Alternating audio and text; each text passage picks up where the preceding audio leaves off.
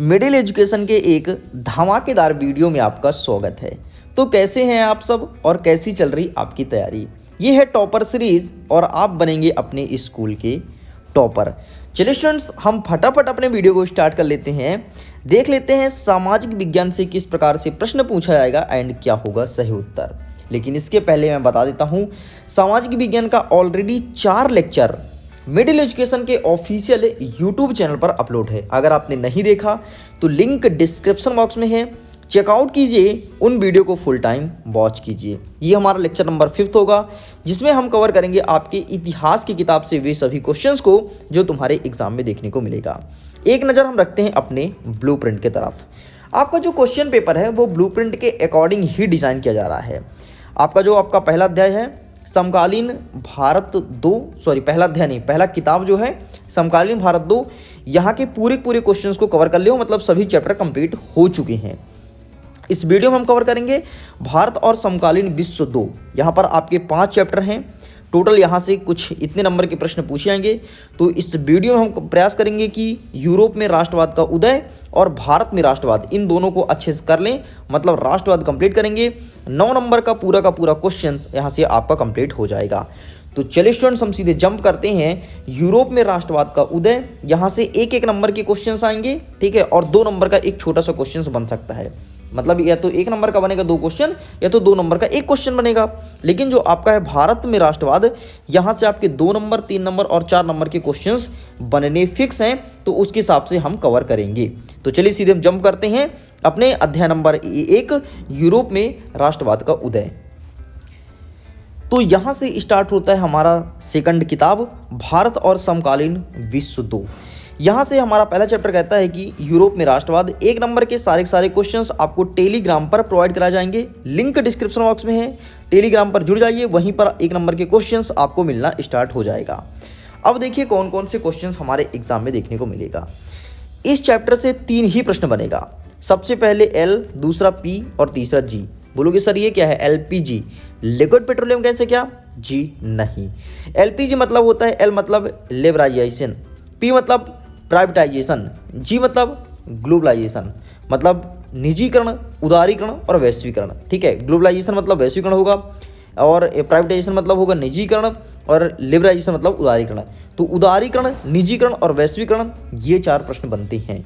अब प्रश्न कैसे बनेंगे कि उदारीकरण क्या है, निजीकरण क्या है, वैश्वीकरण क्या है।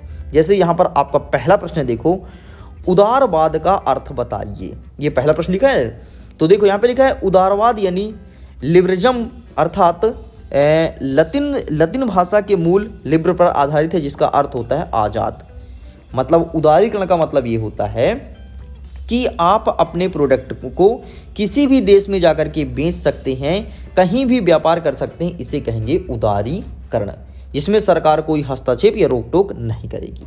ठीक है, यह आपको हो गया उदारीकरण। अब निजीकरण क्या होता है? निजीकरण का मतलब होता है आप खुद का प्रोडक्ट हिंदुस्तान में मैन्युफैक्चर कर सकते हैं, किसी भी क्षेत्र, किसी गांव में मैन्युफैक्चर कर सकते हैं, कोई भी रोक टोक नहीं करेगा। ये आपका कहलाता है उदारीकरण। अब वैश्वीकरण क्या है?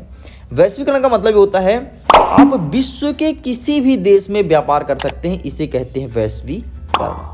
मैं उम्मीद करता हूँ तीनों चीज़ आपको समझ में आया होगा और एग्जाम में देखने को मिलेगा।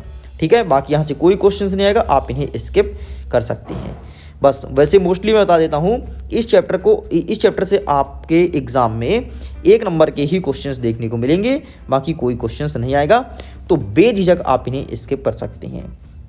आगे बढ़ते हैं, हमारा नेक्स्ट चैप्टर कहता है चैप्टर नंबर 2, भारत में राष्ट्रवाद। यहाँ से आपके क्वेश्चंस बनेंगे 2 नंबर के, 3 नंबर के और 4 नंबर के, इसके साथ 1 नंबर के भी क्वेश्चंस आएंगे। ओके, ये चैप्टर बहुत ज़्यादा इंपॉर्टेंट है, ऊपर वाला जो चैप्टर था उससे भी कहीं ज़्यादा। तो आइए देखते हैं यहाँ से कौन कौन से क्वेश्चंस बन सकते हैं।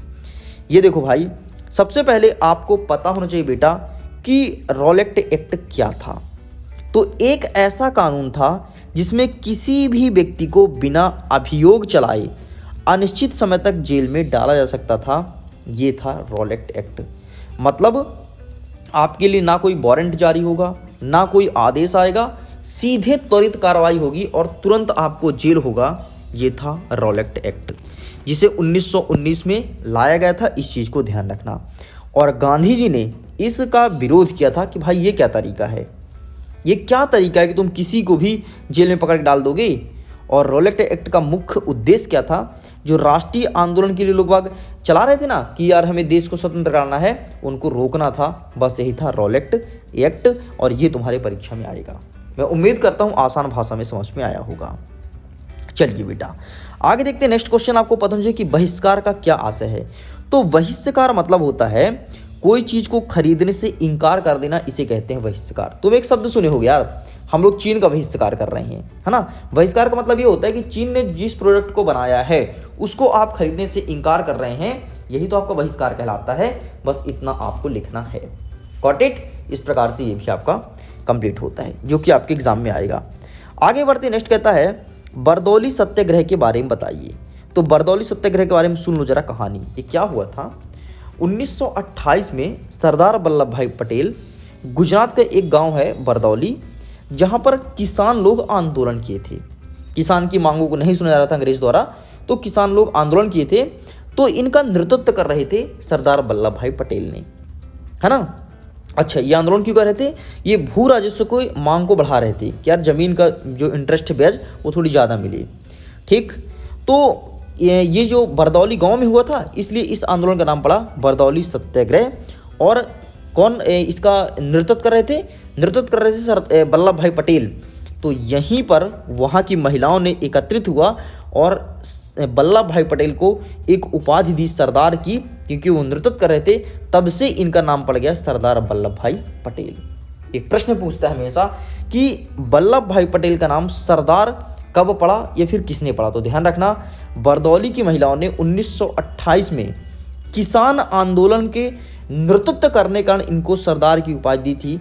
तभी से इनका नाम सरदार वल्लभ भाई पटेल पड़ा। उम्मीद करता हूँ समझ में आया होगा। ये प्रश्न हमेशा पूछता है कि, या फिर ऐसे क्वेश्चंस कई बार पूछा जाता है कि सरदार वल्लभ भाई पटेल को कहाँ की महिलाओं ने सरदार की उपाधि दी थी, ऐसा प्रश्न पूछा जाता है। मैं उम्मीद करता हूँ गलत नहीं करोगे, 1 नंबर का प्रश्न ये बनेगा। आगे बढ़ते हैं। लाला लाजपत राय का तो नाम आप सब सुना ही होगा। लाला लाजपत राय की मृत्यु कैसे हुई थी, ये प्रश्न 2 नंबर में हमेशा पूछता है और यहाँ पर अवेलेबल है। तो क्या हुआ था, साइमन कमीशन चल रहा था। ठीक, साइमन कमीशन का शांतिपूर्व आंदोलन चल रहा था, जिसमें पुलिस अधिकारियों ने लाला लाजपत राय को लाठी से मार करके गिरा दिए थे। और जब लाला लाजपत राय गिर गए तो भगदड़ में सब उनको पैर से कचर दिए और कुचल दिए, तब जाकर के उनकी मृत्यु हो गई थी। तो इस प्रकार से लाला लाजपत राय की देहांत हुआ था। यहाँ पर बाकी लिखा गया है, आप इन्हें पढ़ लेना। मेरा काम है समझाना, मैं आसान भाषा में समझाऊंगा। ठीक, ये भी कंप्लीट होता है। आगे एक और प्रश्न हमारे एग्जाम में देखने को मिल सकता है कि साइमन कमीशन का बहिष्कार क्यों किया गया था। तो साइमन कमीशन का बहिष्कार इसलिए किया गया था क्योंकि यहाँ पर जितने भी सदस्य थे इस कम्युनिटी में सारे अंग्रेज थे, भारतीय कोई नहीं था, इसलिए हमने इसका विरोध किया। साइमन कमीशन एक कानून बनाने के लिए इन्होंने कमेटी बनाया था कि हम भारत के लिए एक कानून बनाएंगे। एक बात बताओ यार, मैं तुम्हारे लिए घर के लिए क्या कानून बना सकता हूँ? नहीं बना सकता। क्यों? क्योंकि घर तुम्हारा है, रहना तुम्हें है। हम कानून बनाने वाले होते कौन है? हम बना दिए कि तुम पानी नहीं पियोगे, क्या तुम सच में पानी नहीं पियोगे? नहीं, इम्पॉसिबल है। जब तुम्हारे घर का कोई बड़ा बुजुर्ग बैठेगा, वो बोलेगा ठीक है सर अब हम पानी नहीं पियेंगे, तो जाकर के बनेगा वो कानून। ठीक है, ऐसे ही अंग्रेज लोग क्या कर रहे थे, हम लोग के लिए कानून बना रहे थे। तो हम लोग ने साफ साफ मना कि भैया तुम कोई नहीं होते हमारे लिए कानून बनाने वाले, हम लोग स्वयं बनाएंगे। तो बात भी सही है ना, हम लोग स्वयं बनाएंगे, भाई रहना तो हमें भारत में है ना। तो बस यही था साइमन कमीशन, इसलिए हमने इसका बहिष्कार किया था। गॉट इट, ये कंप्लीट होता है। ये सारे क्वेश्चंस तुम्हारे एग्जाम में आएंगे, मजाक मत लेना, इसीलिए मैं तुमको रटाए नहीं बल्कि आसान भाषा में समझा दिया हूँ। चलिए, बाकी यहाँ से कोई क्वेश्चन नहीं आएगा, आप इन्हें छोड़ सकते हैं। हाँ, नेक्स्ट कहता है कि भारत में लोगों ने रॉलेट एक्ट का विरोध क्यों किया था। तो यहाँ पर कई सारी बातें लिखी गई, जिनको देख लो। ये 3 नंबर का एक प्रश्न बन सकता है। हाँ, एक तगड़ा प्रश्न जो परीक्षा में हर साल पूछता है और इस बार भी आएगा। वो प्रश्न क्या है कि गांधी जी ने असहयोग आंदोलन को वापस लेने का फैसला क्यों किया। ये तुम्हारे एग्जाम में आएगा। तो देखो क्या हुआ था, आंदोलन जब तीव्र गति से चल रहा था तो उस समय एक दुर्घटना हो गई थी, जिसके कारण गांधी जी को असहयोग आंदोलन वापस लेना पड़ा। अब ये दुर्घटना क्या थी, जरा दुर्घटना के बारे में तुम विस्तार सुन लो, फिर तुम पढ़ लेना क्या लिखा है। ये डेट है 5 फरवरी 1922 के दिन का। उत्तर प्रदेश में एक शहर है गोरखपुर, जहाँ के गांव में चौरा चौरी नामक एक गांव है, वहाँ पर एक कांड हुआ था। देखो, चौरा चौरी एक गांव है, वहाँ पर कांड हुआ था, इसलिए इसे चौरा चौरी घटना कहते हैं। ठीक, ये चीज़ तुम्हें मैं एक्स्ट्रा बता दिया हूँ। अब सुनना क्या हुआ था। 5 फरवरी 1922 को उत्तर प्रदेश के गोरखपुर के एक गांव में, चौरा चौरी गांव में कुछ व्यक्ति एकत्रित होकर के और पुलिस थाने में आग लगा दी। मारे गुस्सा की आग लगा दी। जब आग लगा दी तो पुलिस भड़क उठे, और गांधी जी सत्य और अहिंसा के पुजारी थे, वो नहीं चाहते थे कोई ऐसा आग वाग लगाए। ठीक, तो गांधी जी को अहिंसा आंदोलन को लेकर के उन्हें बहुत ज़्यादा आहत हुआ कि यार बताओ, ये इन्होंने आग लगा दी है, जबकि गांधी जी ने ही मिल के एकत्रित किया लोगों ने गुस्से में आग लगा दिया, है ना। तो ये सब घटना देखने के बाद उन्हें आंदोलन को बंद करना पड़ा 11 फरवरी 1922 को। बस सिंपल सा रीजन ये था, आग लगाने के कारण इन्हें बंद करना पड़ा कि यार हमने तो गलत हो गया, हमारी टीम द्वारा गलत कार्य कर दिया गया है। आगे बढ़ते हैं नेक्स्ट क्वेश्चन जी। ये 2023 में पूछा है प्रश्न क्या है बेटा, कि सत्याग्रह पर गांधी जी के 4 विचार लिखिए। इस प्रश्न को आप अच्छे से रीड कर लेना प्लीज़, ये तुम्हारे एग्जाम में देखने को मिलेगा। बाकी जितने भी क्वेश्चंस हो सकते हैं मैं सारे क्वेश्चन से टिक करा दूंगा, टेंशन मत लो। आगे बढ़ते हैं नेक्स्ट क्वेश्चन जो कि इस बार आएगा तुम्हारे एग्जाम में। वो प्रश्न क्या है कि जलियांवाला बाग हत्याकांड पर संक्षिप्त टिप्पणी लिखो। जरा सुन लो, टिप्पणी लिखने की जरूरत नहीं है, सुन लोगे तुमको तुरंत रट जाएगा, गारंटी के साथ कहता हूँ। देखो, अच्छा, रॉलेट एक्ट तो मैं तुमको बता दूं कि 1919 में हुआ था। ठीक, तो 1919 में जलियांवाला बाग हत्याकांड भी हुआ था। अब कैसे हुआ था सुनना जरा। रॉलेट एक्ट मार्च 1919 में हुआ था, जिसमें पूरे देश में आवाज़ उठी थी और रॉलेट एक्ट का विरोध भी हुआ था। अब क्या हुआ था कि पंजाब का एक शहर है अमृतसर, ठीक, वहीं पर कुछ ब्रिटिश सरकार द्वारा गोली चलाने लगी। ये बात है 10 अप्रैल का। तो 10 अप्रैल के उसी टाइम पे कांग्रेस के 2 प्रभावशाली नेता हुआ करते थे। एक थे सैफुद्दीन और दूसरे थे सत्यपाल जी। इन्हें पुलिस अधिकारी गिरफ्तार करके और जेल भेज दिया। इन दोनों को जेल भेजने के कारण, अच्छा, जेल कब भेजे? 10 अप्रैल के दिन, सुनना बात को।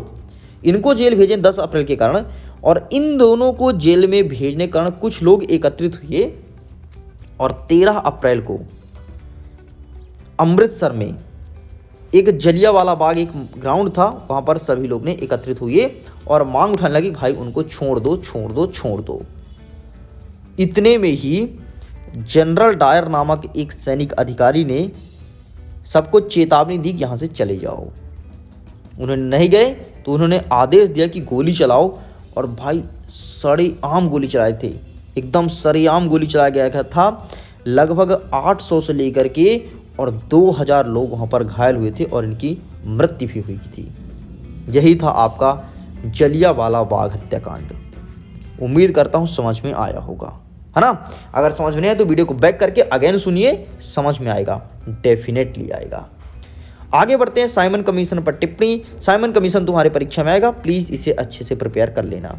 साइमन कमीशन कुछ और नहीं था, 7 सदस्य थे, जिसमें 7 के 7 तो ब्रिटिश थे, जो कि हमारे लिए एक रिपोर्ट तैयार कर रहे थे, जिसका हमने विरोध किया था कि भाई यहाँ पर इंडियन नहीं है तो हम तुम्हारे इस रिपोर्ट को नहीं मानेंगे, और यही कहलाता है साइमन कमीशन। ठीक, चलिए, ये तुम्हारे परीक्षा में आएगा। ये दोनों क्वेश्चन को मैंने टिक करा दिया। नेक्स्ट, पूना पैक्ट आप एक बार रीड कर लेना, बाकी ज़्यादा रोल नहीं अदा करेगा। पूना पैक्ट नॉर्मल है। असहयोग आंदोलन मत छोड़ना, अगर छोड़ के जाते हो तो ये लॉस आपको होगा, इस चीज़ को ध्यान रखिएगा। चलिए बेटा, बाकी यहाँ से कोई क्वेश्चन नहीं आएगा, आप इन्हें बेझिझक स्किप कर सकते हैं। आगे बढ़ते हैं, कुछ क्वेश्चंस और देख लेते हैं, बड़े टाइप के क्वेश्चंस। तो यहाँ से आप देखिए, भारत माता की छवि, ये कुछ नहीं आएगा भाई। हाँ, ये देखो, सविनय अवज्ञा आंदोलन को वर्णन कीजिए, ये आपके परीक्षा में देखने को मिलेगा। प्लीज़ इसे भी आपको प्रिपेयर करना है। Got it. चलिए आगे बढ़ते हैं, नेक्स्ट क्वेश्चन। यहाँ से भारत में राष्ट्रवाद के उदय का 4 कारण, ये तुम्हारे परीक्षा में पूछा जा चुका है और इस वर्ष भी आएगा, ध्यान रखिएगा, 2023 में आया है, इसे भी आपको प्रिपेयर करना है। लो भाई साहब, इस चैप्टर से जितने भी क्वेश्चंस बन सकते थे 7 के 7 नंबर का कंप्लीट कर दिया हूँ। बाकी 1 नंबर के सारे क्वेश्चंस आपको मिलेंगे टेलीग्राम पर, जल्द ही मिलेंगे लेक्चर नंबर 6 के साथ, जिसमें कवर करेंगे आपके भूमंडलीकृत विश्व का बनना। वीडियो कैसा लगा? वीडियो अगर आपको पसंद आए तो वीडियो को लाइक कीजिएगा, अपने दोस्तों के साथ शेयर कीजिएगा और अपने दिल की बातें कमेंट सेक्शन में जरूर लिखिएगा। आपको पता है कि मिडिल एजुकेशन जैसा कंटेंट पूरे यूट्यूब चैनल पर किसी ने अभी तक प्रोवाइड नहीं कराया है, ना तो करा सकता है। मेरे पढ़ाने का तरीका कैसा है आप कमेंट सेक्शन में लिख करके बताइए। एक एक चीज़ आपको समझ में आ रहा है या नहीं आ रहा है यही बताइएगा, ताकि मैं नेक्स्ट वीडियो में और बेहतर कर पाऊँ। मैं करता हूँ वीडियो को एंड। एग्जाम के लिए ऑल द बेस्ट। खुश रहिए, पढ़ते रहिए, मुस्कुराते रहिए। Bye bye.